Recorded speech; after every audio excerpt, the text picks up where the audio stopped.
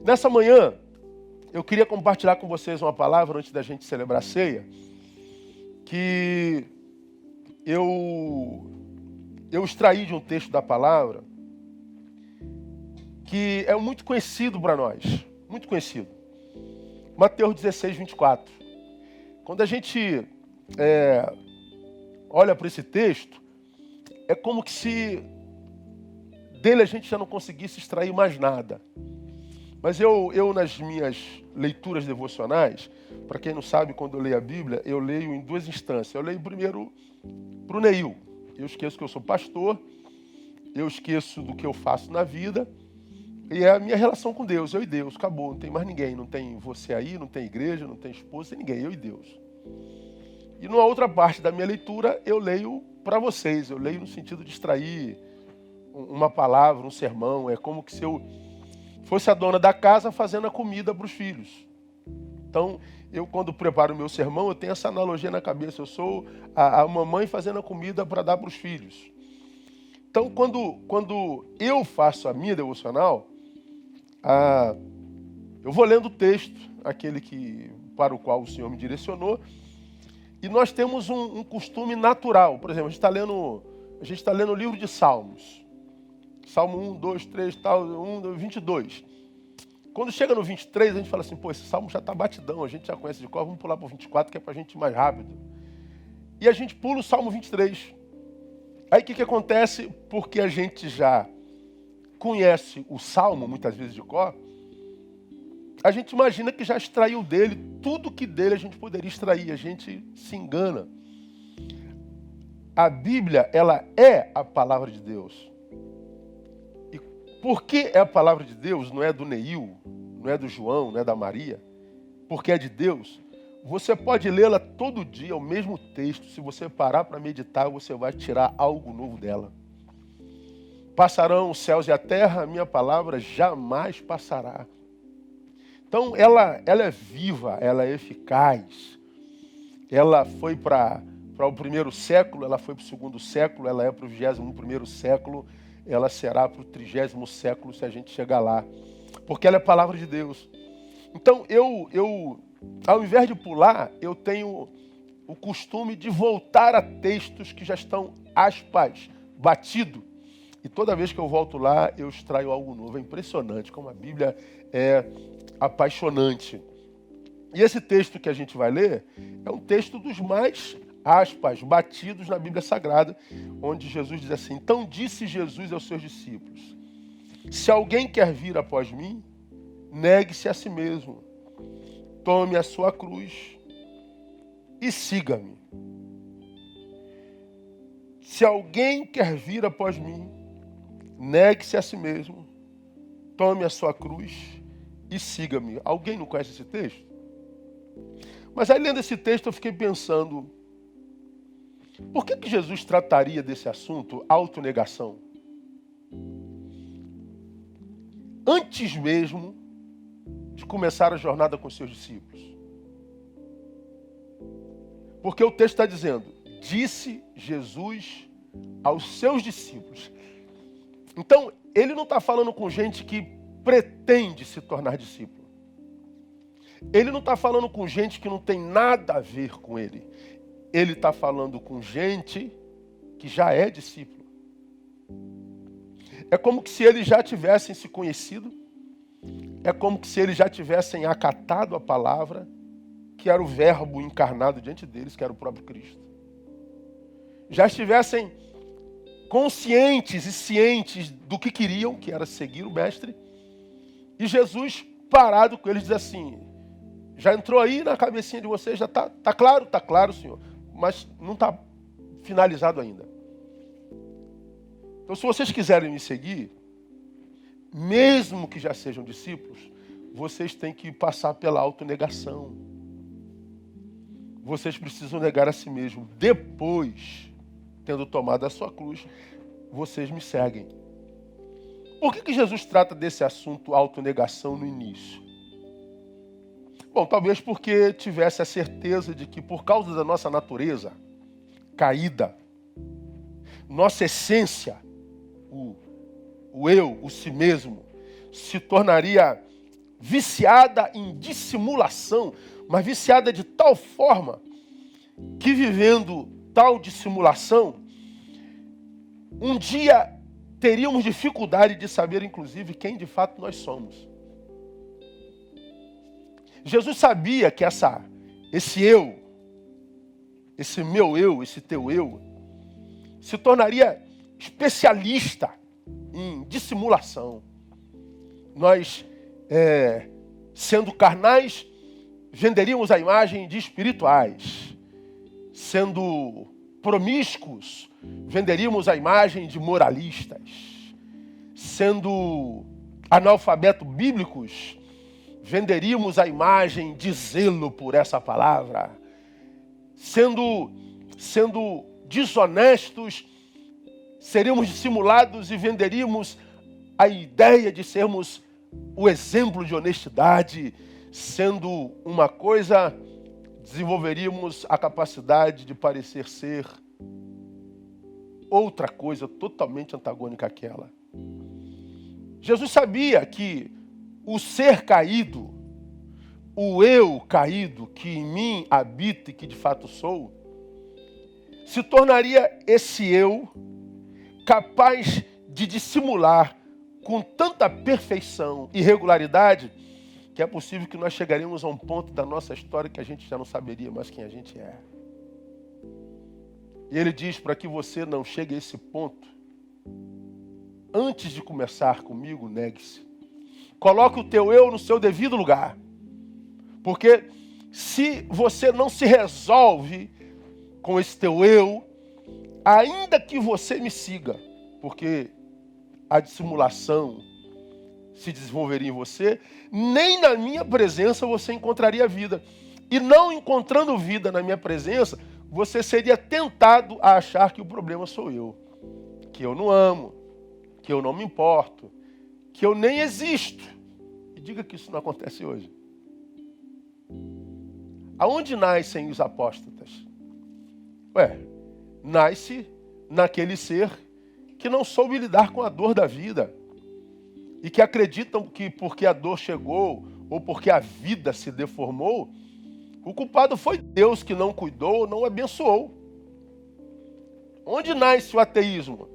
Na incapacidade do sujeito de lidar com dor, de não saber concatenar amor de Deus e dor humana. Mas aonde de fato é a nascente dessas coisas? De um si mesmo não negado,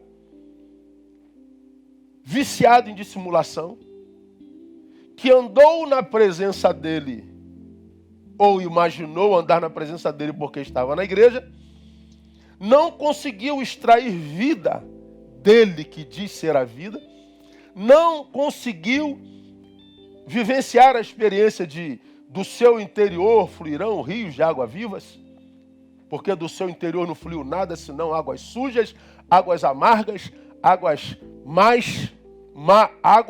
mágoas, e transferiram a responsabilidade para ele. E ele está dizendo, se você não se negar, você vai ter problema de se relacionar comigo. Jesus é fera, né, meu irmão? Eu vou dizer uma coisa para você, se eu não fosse convertido, eu acho que eu ia seguir Jesus de qualquer jeito. E quando eu leio a Bíblia, eu vejo um manual de vida tão pleno, tão atual, cara, que eu não sei como é que você pode trocar a Bíblia por qualquer outra ideologia. Aliás, eu sei porque que você troca, né? Eu não tenho nada a ver com isso, é você que troca, eu não sou eu, então não tem nada a ver com isso. E você tem direito de fazer o que você quiser com a sua vida.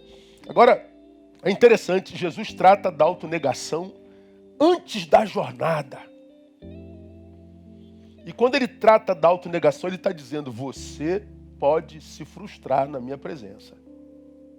Você pode estar na minha presença e não adiantar nada. Você pode andar no meio do meu povo e não adiantar nada. Então resolva-se com esse teu eu, porque ele vai se tornar um eu farsante. Quando eu li esse texto, eu me lembrei de uma reportagem, irmãos, que foi publicada há alguns alguns tempos atrás, falando de uma realidade lá na Coreia do Sul. Olha essa reportagem que os meninos vão botar aí para você ver. Você vai se lembrar disso. Para fugir do estresse, visitantes pagam para se hospedar em presídio simulado na Coreia do Sul. Participantes pagam cerca de R$ 340 para passar 24 horas em uma cela de 5 metros quadrados. Celulares são proibidos. Vamos ler, só um pouquinho, pode ouvir. Pessoas cansadas da da correria do dia a dia, na Coreia procuram prisão para fugir da rotina cansativa. Um estabelecimento na região de tal imita um presídio e já recebeu mais de 2.000 detentos, aspas, detentos voluntários desde 2013. Aí não, depois você lê isso lá. Então, para fugir do estresse, visitantes pagam para se hospedar em presídio simulado na Coreia. O cara constrói um hotel presídio. Quartos, celas de 5 metros quadrados. É um negocinho pequenininho. Tem uma cama, uma mesinha, um jarrinho. Não pode celular, não tem tecnologia, não tem nada. Não tem acesso à internet, não tem nada. O cara fica ali isolado. Aí eu fico perguntando, por que uma pessoa faria isso? O que me faria abrir mão da minha liberdade, abrir mão do meu direito de ir e vir, abrir mão da minha família, abrir mão do meu trabalho, para me enfiar dentro de uma cela de 5 metros quadrados? Aí a minha mente começa a funcionar. Primeiro que a Bíblia diz que para a liberdade nós fomos chamados. Nós somos, por naturezas, seres criados num jardim. Nós fomos criados para o jardim, para não parede, para não gaiola. Nós fomos criados para viver com o pé no chão, em contato com a natureza. Isso é a nossa natureza, isso tem a ver com o nosso gene, com a nossa genética.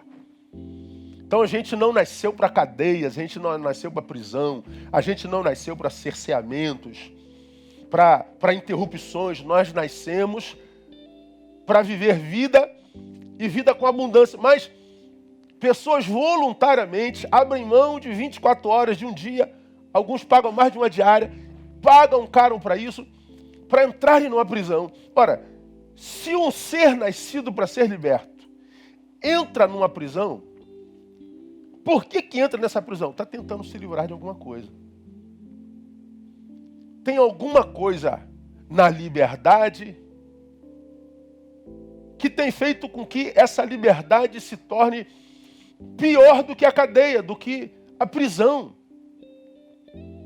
Então, por que eles estão fazendo isso? Na minha concepção, para se libertarem ou se livrarem do personagem que lhes sequestrou a subjetividade. No mundo contemporâneo, a nossa imagem conta muito, né? Nossa performance sociológica, o que a gente parece ser conta muito. Então aqui no contexto social a gente desenvolve scripts sociais, como diria Rousseau. Cada um cumprindo o seu papel, cada um mostrando uma coisa, cada um demonstrando o seu talento, cada um demonstrando o que pretensamente crê, o que pretensamente é valor, tal. Só que quando a gente está diante de olhos humanos, nós nunca estamos ali 100%. Ali está o personagem. Como já falei aqui citando Rousseau diz que nós somos absolutamente sós. Há um ser dentro de nós que só a gente conhece. A nossa essência só a gente conhece. E quando a gente está junto, a gente desenvolve script social. A gente se torna um ser moral. Por quê? Porque se tem olhos sobre mim, eu não posso tirar essa camisa, eu não posso tirar essa roupa. Meu corpo não precisa dessa roupa. Por que eu a uso? Porque você enxerga. Porque você vê. Se fôssemos todos cegos, não precisaria de roupa. Então essa roupa é uma resposta para os teus olhos e não para o meu corpo. Essa roupa é uma necessidade para os teus olhos e não para o meu corpo. Essa roupa é um script social. Ou seja, já não é mais o Neil que está aqui. Está aqui o Neil vestido. É o Neil com acréscimos. É o Neil com adendos. É Neil com penduricalhos. Quando a gente conversa, eu também não posso falar tudo que penso. Então, se eu não posso falar tudo que penso, é o Neil retirado. Não é mais o Neil com penduricalhos, é o Neil com ausências.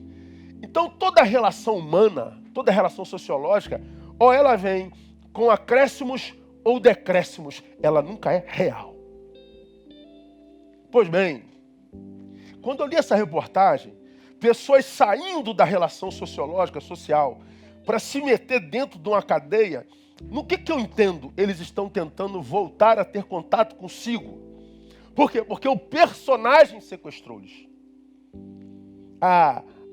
O papel sociológico, o papel que eles têm que desempenhar na sociedade, se tornou tão mais ascendente no seu ser, que, cansados de ser esses personagens, eles, tentando se livrar desses personagens, porque na sociedade não dá, tem que ser artista, eles então se retiram para a cadeia, como quem diz, meu Deus, deixa eu tirar essa máscara, deixa eu tirar esse personagem, deixa eu tirar essa roupa, deixa eu ficar um pouquinho comigo, porque eu estou morrendo de saudade de mim, e eu só posso fazer isso aqui se alguém me trancar aqui, porque se eu não me trancar eu não consigo.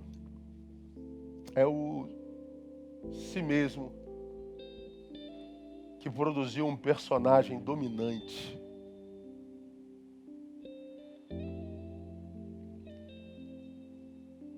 Quando eu pensava sobre isso, me lembrei de uma frase do Fabrício Cunha.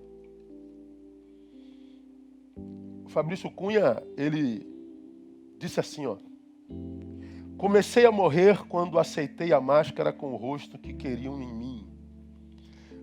Comecei a morrer quando aceitei a máscara que queriam em mim. Terminei de morrer quando acreditei que aquilo era eu. Mastiga aí com os dentinhos do cérebro aí. Comecei a morrer quando aceitei a máscara com o rosto que queriam em mim. Terminei de morrer quando acreditei que aquilo era eu. Interessante, não é verdade, irmão? Por que precisam de cadeia lá em Seul, na Coreia do Sul? Por que precisam de cadeia? Para se livrarem de si. Para se livrarem do personagem. E por que eles querem se livrar de si? Porque o que eles têm sido no mundo não é o que eles são em essência. O que eles estão vivendo não é verdade do seu ser. Do que eles querem se livrar, na verdade, então? Do personagem dominante. Esse que, porque dominou, sequestrou sua identidade real, sequestrou suas subjetividades. Por isso, na minha concepção, Jesus diz, olha, vocês precisam negar esse si mesmo, porque eles podem construir personagens que vão impedir vocês de serem quem são. E se vocês não forem quem são, vão jogar uma vida inteira fora. Essa é a minha luta com rede social. Gente acha que eu sou muito retrógrado, passado, velho, jurássico. Claro que eu sou, pô. Estou com 54 anos, irmão. Daqui a 6 anos não pago nem passagem de ônibus mais. Olha que bênção envelhecer no Brasil. Né? Agora, mesmo sendo velho, eu estou numa posição muito melhor do que muitos dos jovens. Porque nós velhos, nós temos duas realidades, de modo que a gente pode comparar. A gente tem a realidade antes das redes e a realidade da rede. Então a gente compara um com o outro e a gente vê o que é. Quem não tem a vivência antes das redes, só conhece o que é rede. Você não tem como fazer análise comparativa. Você é refém do sistema. A gente não, a gente tem como fazer análise comparativa. E não há como alguém em sã consciência não admitir que o que a gente vive são personagens. Personagens. Vocês devem ter acompanhado, por exemplo, o massacre com Ed Renekiewicz nessa semana. Ele quer mudar a palavra, ele quer atualizar a palavra. Quanta gente, não mexam na minha palavra, não mexam na palavra de Deus. Gente que nem abre a Bíblia. Tantos de vocês apedrejaram o cara, vocês nem tocam na Bíblia. Vocês não leem a Bíblia nunca. É hipocrisia, é mentira. Mas a gente apedreja. E a gente apedreja com o espírito de Pedro. Não toquem no meu Senhor. E eu arranco a espada e tento arrancar a cabeça. Aí Malco, né? Ó, sai. Quem é capoeirista sabe aqui, ó. Só na esquiva número 2. E aí só perde a orelha. Não faça isso. Não, ninguém toca no meu Senhor. Ninguém toca na palavra do meu Senhor. Ninguém toca nas coisas do meu Senhor. Porque eu arranco a cabeça. Aí Jesus, não me arma nessa não, Pedro. Você não entendeu nada. Então não use o teu zelo por mim para matar alguém. Porque eu não tenho nada a ver com isso. E o que a gente vê hoje são os personagens matando um monte de gente na sua reputação, em nome do Senhor ou da sua palavra, uma palavra na qual não tocam. Personagens.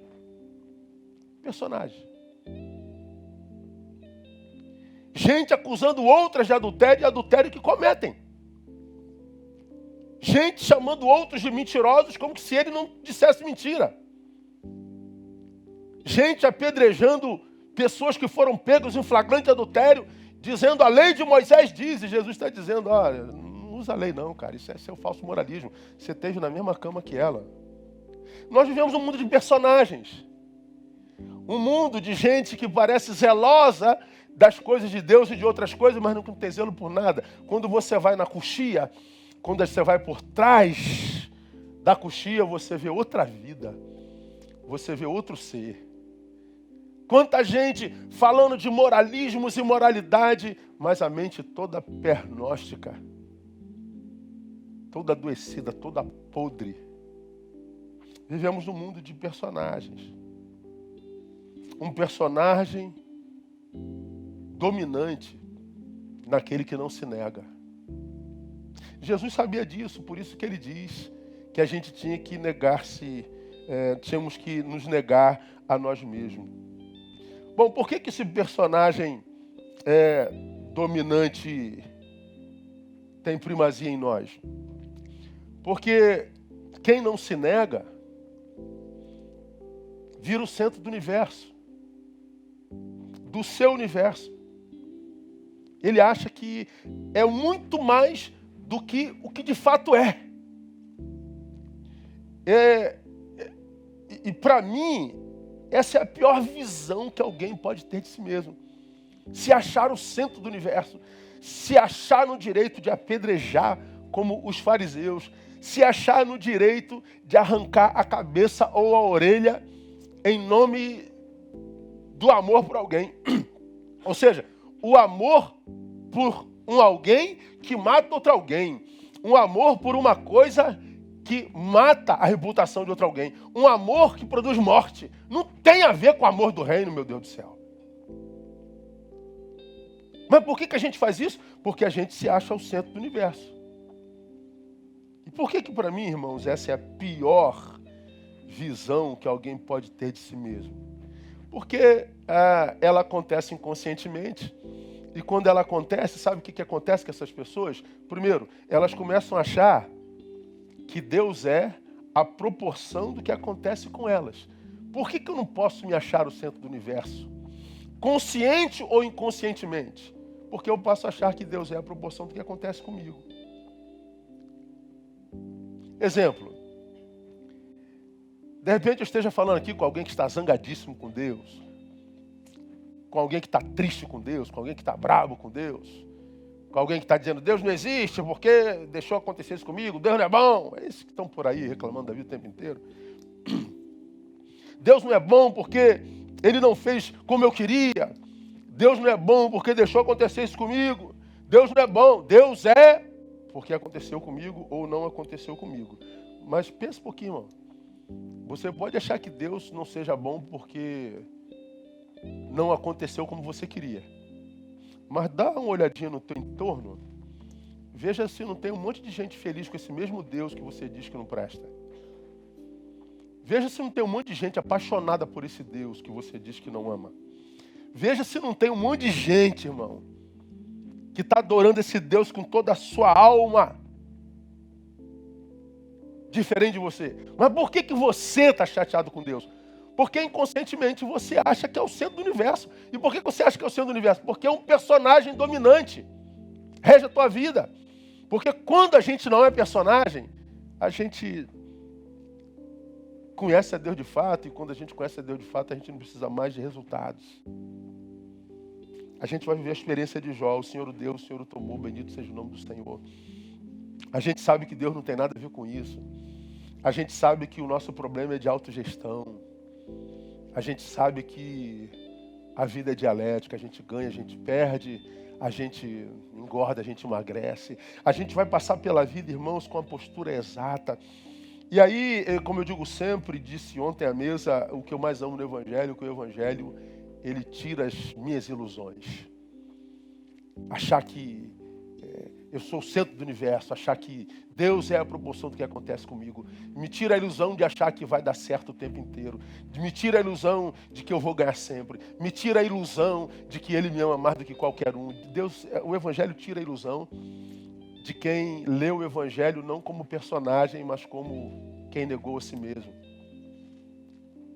O problema de ser o centro do universo, como produto do sequestro de um personagem dominante, é não só achar que Deus é a proporção do que acontece comigo, mas é achar que os outros são a partir do que fizeram a mim. Aí estamos conversando sobre alguém, aí citamos o nome de João. E João não presta. Mas por que não presta? Ah, porque ele comigo. Mas peraí, tu conhece o João? Não. Ah, mas ele tirou minha bala. Pô, mas tirou porque ele é dentista, de repente foi para não dar cárie. Você que não soube entender porque você estava apaixonado pela bala, não foi não? Aí vocês, não, fulano não presta, Beltrano não presta, ciclano não presta. Mas se você parar para pensar, essa pessoa que você odeia é a mesma pessoa que é absurdamente amada por 1 milhão de gente. 1 milhão de pessoas amam essa pessoa, você odeia. Aí você acha que, competindo com 1 milhão de pessoas, o teu diagnóstico é certo e de 1 milhão de pessoas é errado. Ah, meu irmão, o que você pensaria de uma pessoa que, comparando o seu diagnóstico com a de 1 milhão, ainda assim acha que está certo? O que você acha que essa pessoa é? Fala, eu nem vou falar porque você já sabe o que eu penso. Então, quando eu olho para uma pessoa, eu digo assim, pô, cara, eu não vou com a cara desse cara. Aí eu vejo o que dizem desse cara. Pô, completamente oposto ao que eu penso. Então existe uma chance enorme de eu estar completamente enganado. Mas o personagem dominante deixa você abrir mão do teu conceito, porque o personagem dominante acha que se eu abro mão do meu conceito, eu perdi para eles. E o personagem dominante não consegue perder. Ele prefere a mentira. Ou seja, ele prefere a pior derrota. Quanta gente eu encontro no caminho assim, meu irmão? Gente a quem Deus abençoou dando gente boa. Gente a quem Deus abençoou cercando de gente dele. Gente a quem Deus abençoou dando-lhe gente fonte, gente séria. Mas um personagem te domina e você abre mão dessa gente porque estiúnculas. Se afasta da comunhão, fica de longe, tentando justificar a besteira que fez, mas o personagem não deixa você voltar mais. E está aí, ó, se auto-sabotando na solidão dessa existência, se alimentando de águas rotas, como diria Jeremias através de Baruque, se alimentando do que não pode dar consistência nem por um dia, e a vida vai degringolando por causa do personagem dominante. Por quê? Porque o personagem dominante faz você achar o centro do universo, e como centro do universo, você acha que as pessoas são a proporção do que fazem a você. Você está enganado, irmão. Escuta o que eu vou lhe falar. Deus ama aqueles a quem você odeia. E você tem que engolir e dormir com essa, irmão. Quem opta pelo ódio, quem opta pela indiferença, quem opta pela amargura, optou por abrir mão do amor de Deus. Optou por abrir mão de uma vida cheia de significados e significâncias. E a gente não entende isso. Por quê? Porque o personagem dominante sequestrou o teu eu verdadeiro. Aí Jesus está dizendo, não adianta, nem eu posso ajudar quem virou personagens, porque eu não me relaciono com personagens, eu me relaciono com ser. Então, se não há autonegação, não há ser. Há personagem, é o tema da mensagem que você viu aí. Mas não só acho que Deus é a proporção do que faz a mim, não só achamos que os outros são a proporção do que fazem a mim, mas nós começamos a achar que o mundo gira em torno de mim, em torno de nós. Você pode estar revoltadíssimo com a vida não é justa, a vida é injusta, a vida é terrível, a vida, pois é, você está triste com o mundo, com a vida, com a existência. E do teu lado tem gente fazendo churrasquinho, tomando Coca-Cola, cantando um pagodinho dele, feliz da vida. Ah, mas eles não têm os meus problemas, nem você tem os deles. E para você estar paralisado e infeliz desse jeito, o teu problema é o único que você conhece. Ou seja, o que te mata não é teu problema, é teu egoísmo. Então quem está no churrasquinho, quem está na celebração, quem está vivendo a vida, não está vivendo a vida porque está sem problema, não. Está vivendo porque acredita que o mundo não gira em torno dele. Está vivendo a vida porque não acredita que todo mundo existe para ele. É gente que enxerga a vida como de fato é. Gente que não se apequena e nem é tomado por mimimis. Então, se você não se nega, à luz do que diz o Evangelho, o que te sobra é não ser em essência. O que te sobra é ser um personagem mesmo. Um personagem que você sabe que não é o que você é. E porque personagens que admiram o que você parece ser. Os que te amam, amam o que você parece ser. Os que te aplaudem o que você parece ser, e você sabe que nada disso gera vida na vida da gente. Então, quando Jesus diz, negue-se a si mesmo, a gente tem que ouvir isso, irmão, com uma reverência tão grande, porque Jesus entendia que o meu pior inimigo sou eu mesmo. Eu posso apedrejar alguém que é muito melhor do que eu. Eu posso julgar alguém que é muito mais usado por Deus do que eu. Eu posso criticar alguém cuja boca é muito mais abençoada que a minha. Eu posso cortar a orelha de alguém em nome de alguém que não me pediu para cortar. Eu posso apedrejar alguém em nome de um zelo que, no fundo, eu não tenho. Porque não lê a Bíblia. É mentira. O problema é que é possível que ninguém no mundo saiba que eu sou uma personagem. Mas 2 pessoas saberão, ou 3. Eu, Deus e o diabo. E a gente sabe quem é o pai da mentira. Então, o negue-se a si mesmo é fundamental na carreira cristã, porque sem autonegação não há ser, há personagens. E Deus não lida com personagens. Ora, se o personagem dominante me domina, o que acontece? A gente já aprendeu, né?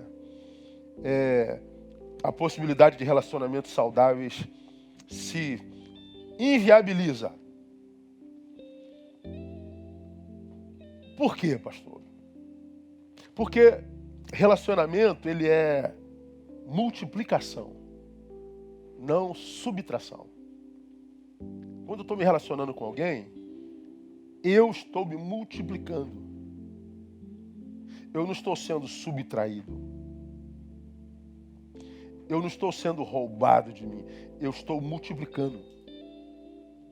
Relacionamento é multiplicação. Se nesse relacionamento eu estou sendo subtraído, esse relacionamento ele acaba logo. Qual é o problema de ser dominado por um personagem na existência? Eu me sinto o centro do universo. Todos os outros passam a ser periferia em mim. Existem para me suprir. Então, quando eu vou me relacionar inconscientemente, eu subjugo aquele com quem eu me relaciono. Aí eu amo esse alguém, só que eu me acho dono. Eu oprimo. Eu domino. Você continua achando que é amor, mas aquele que está sendo dominado, No início, ele até crê que é amor, mas chega uma hora que ele começa a sentir saudade da sua liberdade. Ele percebe que ele está sendo subtraído. O que acontece? Ele te abandona. Vem um novo relacionamento, te abandona de novo. Vem o terceiro, te abandona de novo. E eu não estou falando só relacionamento de amor. Estou falando de amizade. Porque a gente passa a se tornar inconscientemente dono. Estou falando de relações eclesiológicas. Relações de ovelha e pastor. Tem ovelha que está mais tempo, acha que tem mais direito ao pastor do que aquele que chegou agora. Então, quando entra uma ovelha nova e consegue chegar perto do pastor, a mais velha começa a ter ciúme daquela ali, porque acha que o pastor é dele. É uma propriedade, eu estou mais tempo aqui. E aí acaba maltratando a que chega lá. Não acontece essas panelinhas no nosso meio? Pois é o personagem dominante. Aí como o pastor diz assim, não, minha irmã, você está aqui há 20 anos, ela está aqui há 20 dias, mas ela é membro da mesma igreja. Estou magoado com meu pastor mudou. Ah, irmão. Aí se o pastor não vai lá, passa a mão na cabecinha da ovelha, a ovelha vai embora para outra igreja triste. Estou triste com o pastor. Aí o pastor não foi atrás, fica com mais raiva do pastor ainda. Meu pastor mudou. Ah, meu Deus do céu. Eu não consigo trocar a fralda desse tipo de ovelha, vocês sabem disso. E eu digo aqui, ó, na lata de todo mundo, eu não escondo isso de ninguém. No dia do juízo eu vou ser acusado de um monte de coisa. Não de ter manutenido a meninice de gente nenhuma. Não de ter manutenido a mediocridade de ninguém. Não de ter impedido o crescimento de ninguém. Desse pecado ninguém me acusa. Pastor, eu faço questão de continuar a beber. Já sabe que não é aqui, eu não sou berçário, não sou berçarista. Aqui a gente ensina a pensar. Aqui a gente ensina a ser gestor da própria existência. Betânia prepara a gente para o mundo e não para si mesma. Betânia prepara a gente para a rua e não para o templo. Gente que não dependa de pastor, gente que não dependa de apóstolo, gente que não dependa de nada de ninguém, porque o véu foi rasgado e o santíssimo lugar está aberto para todo mundo. Não precisa mais de sumo sacerdote. Mas se o personagem dominante sequestra, o que acontece? As suas relações são de empoderamento e de dependência. Acaba ficando sozinho. Isso no reino é mortal, irmão, porque a primazia é dada a quem serve. E não a quem está mais tempo. Eu amo o realismo da Bíblia, você já me ouviu falar sobre isso. Marcos 9,35 diz assim, ó, e ele, sentando-se, chamou os 12 e lhes disse, se alguém quiser ser o primeiro, chegue mais cedo. Não é isso que está dito aí, não. Se alguém quiser ser o primeiro, será o derradeiro de todos e servo de todos. Então não vem chegar perto do meu pastor porque eu cheguei primeiro. Não, isso no reino não existe, não, irmão. O primeiro é o servo. Não é o mais velho, não é o mais antigo, não é o que tem mais tempo de casa. Isso é a visão do personagem. Isso é a visão do si mesmo exaltado, que quer primazia e que acha que tem mais direitos. Se o personagem me domina, não só a possibilidade de relacionamentos saudáveis se inviabiliza, mas também a relação com Deus quase se impossibilita. Por quê? Porque eu me aproximo dele, ainda que inconscientemente, com essa postura superestimada. Me aproximo de Deus com personagem. Cara, eu quando vou falar com Deus, eu falo com Deus no meu gabinete, né? Eu entro no meu gabinete e às vezes o pessoal diz, pô, pastor Neu está aí dentro, está 200 horas, o dia inteiro nesse gabinete. Faz o quê? Eu não faço nada. Eu fico ali com Deus muitas vezes, mas na consciência de que eu estou diante de um ser diante do qual eu estou absolutamente nu. Nu, completamente nu, sim. Não adianta eu falar assim, ó, amado da minha alma, tu és a razão do meu ser. Só não, Neu, para de palhaçada, Neu. Se eu fosse você, teria vida na palavra, Neu. Se eu fosse, você não murmuraria, Neil, pelo amor de Deus. Você ama aquelas coisas que te dão prazer. Então fala comigo com verdade, filho meu. Não tira esse personagem daí. A minha relação com Deus ela é muito única. Eu não tenho nem como compartilhar publicamente, porque senão vem apedrejamento também. Eu também não tenho intenção de nada. Eu e Deus, e você e Deus. Então eu sento ali, eu sei que eu estou nu. Ele sabe onde que eu estava ontem à noite, com quem eu estava, o que eu fiz, o que eu pensei, aonde eu fui. Eu estava sentado a uma mesa e Deus sabe onde é que eu fui com o meu pensamento, o que eu fiz lá, estando sentado à mesa conversando com minha esposa.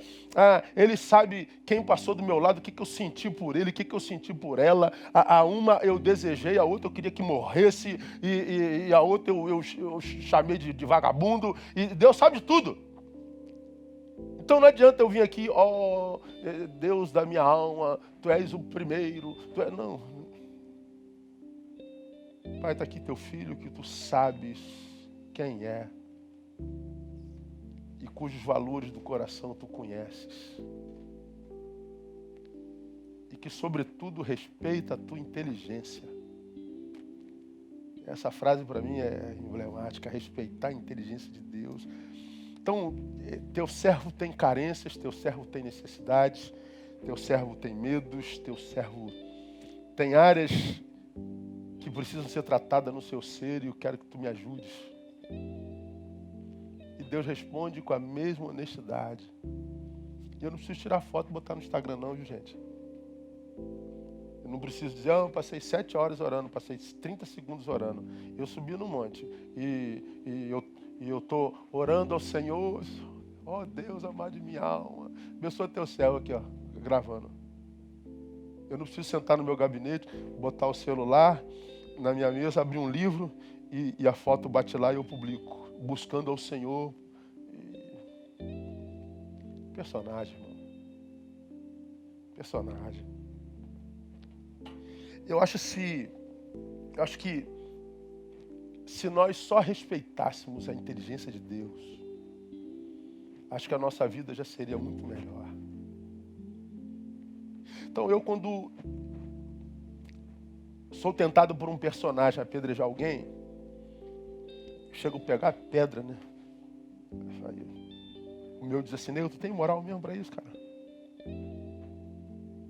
Você é muito melhor que ele mesmo? Não sou não. Então, corta essa pedrinha, filho.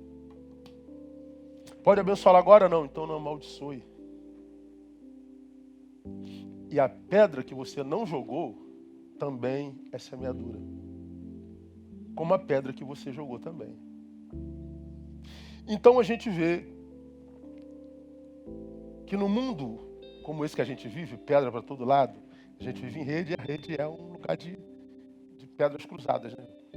Ou aqueles filmes épicos que a gente lutava com espada, escudo, aí vinha aquele exército de lá e os guardas em cima da torre, arqueiros! Aí ele assim, atirar! Aí aquela nuvem de flechas matando um monte de gente lá, e os de lá mandavam uma nuvem de flecha para cá, matando um monte de gente cá. A gente vive nessa nuvem de flechas, todos matando a reputação do outro, todos se agredindo, todos tocando na alma e nos afetos do outro, ninguém admitindo que está sendo tocado, ninguém dizendo que poderia não tocar, porque tem razão para tocar. Tocaram no meu Senhor, tocaram na palavra do meu Senhor, então eu arranco a orelha mesmo, na verdade eu queria arrancar a cabeça, eu vou apedrejar, porque a lei de Moisés diz que eu tenho que apedrejar, e a gente tem que arrebentar a boca do balão mesmo. Está todo mundo lá, matando e se matando. E a gente diz, por que isso avoluma-se tanto, pastor? Por que isso avoluma? Isso avoluma por causa dos personagens, porque Deus sabe quem é que joga essa flecha e quem devolve a flecha. Ele sabe que há muito pouco verdade nisso tudo, mesmo que o discurso seja de verdade. Então, como Deus não trabalha com personagens, nós estamos cada vez mais entregues a nós mesmos. Como eu falei essa semana, para mim o castigo de Deus é Deus me entregar a mim mesmo. Eu disse, Deus me livre de mim, de você não, de você eu não me importo, mas que Deus me livre de mim. Se Deus me entregar na tua mão, tudo bem, eu consigo me defender. Acho até que ganho da maioria de vocês aí, seja intelectualmente ou na mão mesmo. Acho que da maioria das pessoas acho que eu ganho. Claro que eu vou perder de alguns, mas eu acho que eu ganho mais gente do que perco, não é? Mas de mim eu perco totalmente, porque eu não presto não. Só Deus para me livrar de mim. Então, por que a gente está cada vez pior? Porque nós vivemos numa era de personagens. E Deus não trabalha nessa era. Por isso eu repito o que já disse aqui. Me perguntaram há bem pouco tempo atrás, pastor, o senhor acredita que está vindo um tempo de avivamento? Eu não acredito não. Claro que eu posso estar enganado, né? Lógico. Mas por que eu não acredito que vem um tempo de avivamento? Primeiro, porque Deus não trabalha com personagens. Segundo, porque Deus não divide a sua glória com ninguém. E esse tempo é o tempo do si mesmo, onde todo mundo glorifica-se a si mesmo. Esse é o tempo do selfie. Olhe para mim e veja a mim, não a Jesus de Nazaré. Então, é uma geração de personagens e uma geração que rouba a glória de Deus. Portanto, para mim, é uma geração que está em inimizade com Deus. Embora o discurso seja completamente destoante, né? E o que a gente diz não vale tanto porque Deus lê coração. Então, eu preciso me livrar de mim, porque senão as minhas relações se inviabilizam e a relação com Deus quase se impossibilita. Por quê? Porque me aproximo dele com essa postura superestimada. De onde vem frases como essa? Eu determino nesta hora, Deus, que tu faças. Eu determino. Deus, eu exijo que o Senhor... Eu exijo. Deus, eu não aceito o não como respostas. Tudo isso chamado de fé e autoridade. Determinar é autoridade, é fé. Eu exijo, eles chamam de autoridade e fé. Eu não aceito não com resposta, é autoridade e fé. Não, essas frases vêm desse si mesmo, não negado, travestido de espiritualizado. Porque se o si mesmo for negado, a gente vai orar como o cara lá na Bíblia. Tem misericórdia de mim, vil pecador. A gente não vai orar, graças te dou porque eu não sou como esse pecador aqui do meu lado, não. Então eu exijo, Deus, eu não aceito. Não aceita. De onde vocês acham que vem isso? Desse si mesmo não negado, travestido de espiritualidade. Aprenda uma coisa. Ele só enxerga a quem some. Deus só enxerga a quem some. Porque se ele te viu, é porque você sumiu, irmão. Para ele. É necessário, João 3,30. É necessário que ele cresça e eu diminua. Como já publiquei, crescer até sumir. Então é necessário que eu diminua. Então se eu for diminuindo, vai chegar uma hora que eu vou desaparecer. Quando eu desapareço, Deus me vê. Não é bacana isso, cara? Agora se eu estou crescendo, sumi para Deus. Não te conheço não, filho. A glória é tua, não é minha não.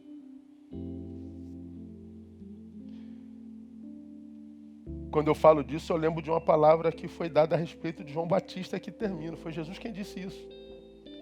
Em verdade vos digo que, Mateus 11:11, entre os nascidos de mulher, não surgiu outro maior do que João, o Batista. Que foi aquele ser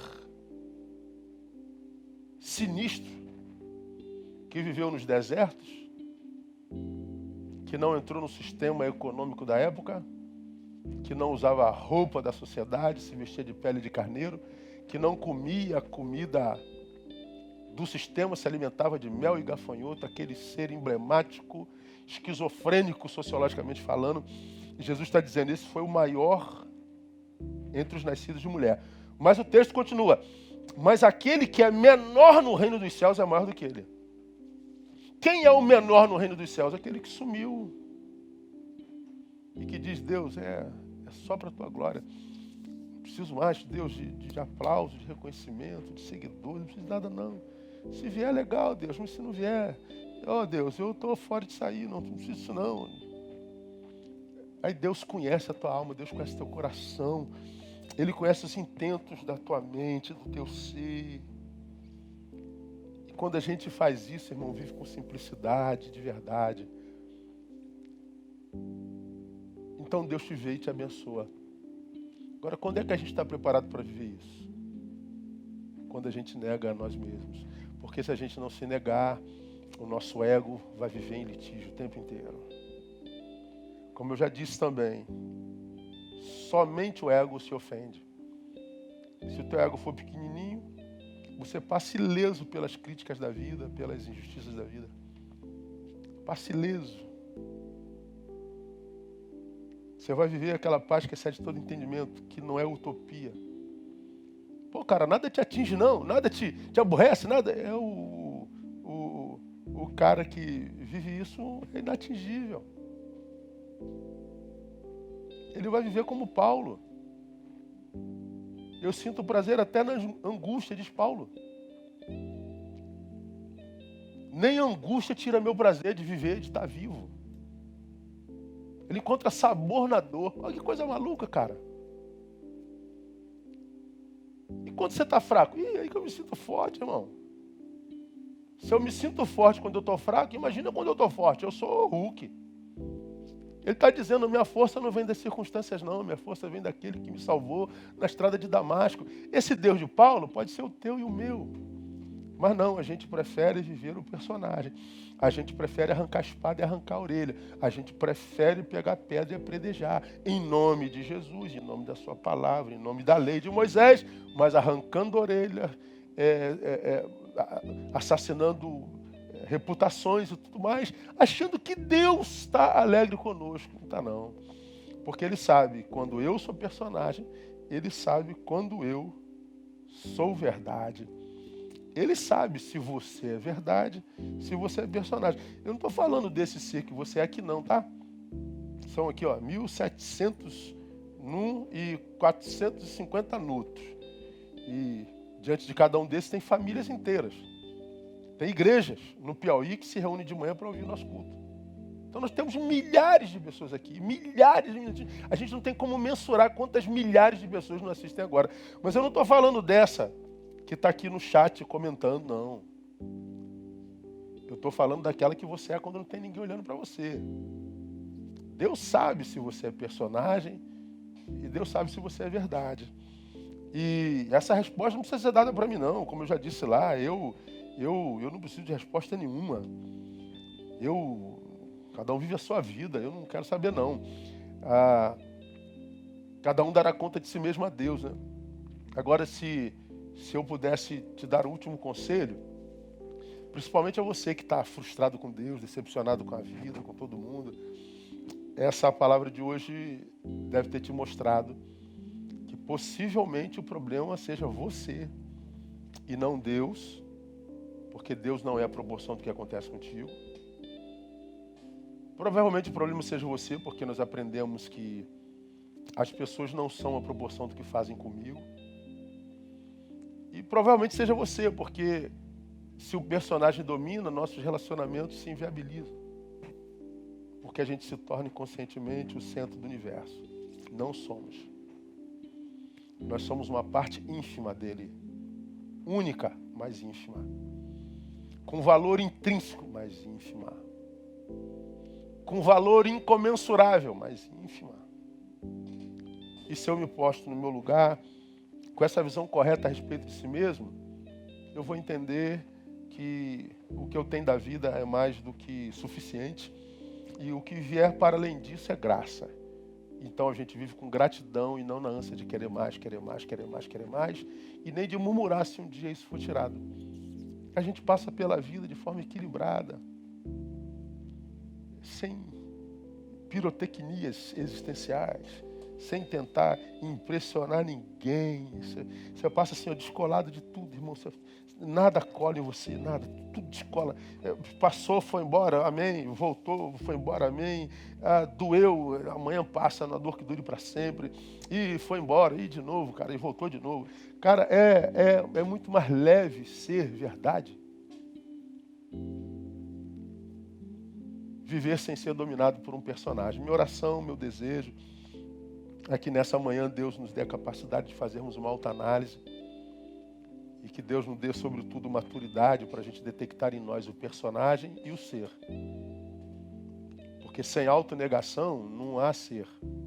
Há personagens. E com personagens Deus não se relaciona.